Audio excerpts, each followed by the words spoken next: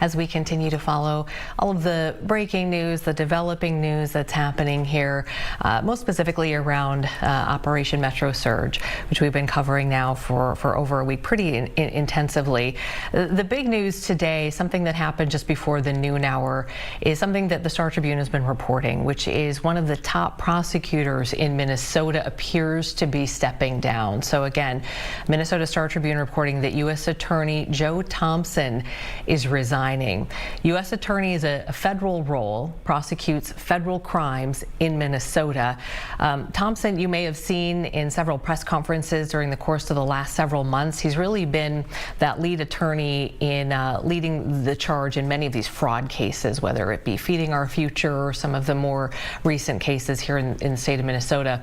He was appointed acting U.S. Attorney. He served for several months, and then Daniel Rosen took office. Now, Joe Thompson has not said publicly why he's departing, why he's stepping down.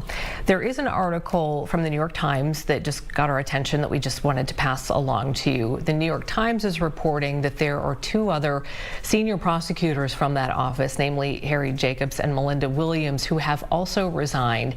And the New York Times says that they were told all three resignations have to do with the Justice Department's push to investigate the widow of Renee Good. This is the woman who was killed by an ICE agent a week ago Wednesday. And also, they say, according to the New York Times, the DOJ's reluctance to investigate the ICE agent who was involved. All of this, according to people with knowledge of this decision, again, coming from the New York Times. This is the one place that we've seen it reported. Governor Tim Walz did have a reaction to this pretty quickly after we wanted to share it with you, just saying Joe is a principled public servant, spent more than a decade achieving justice for Minnesotans, huge loss for the state.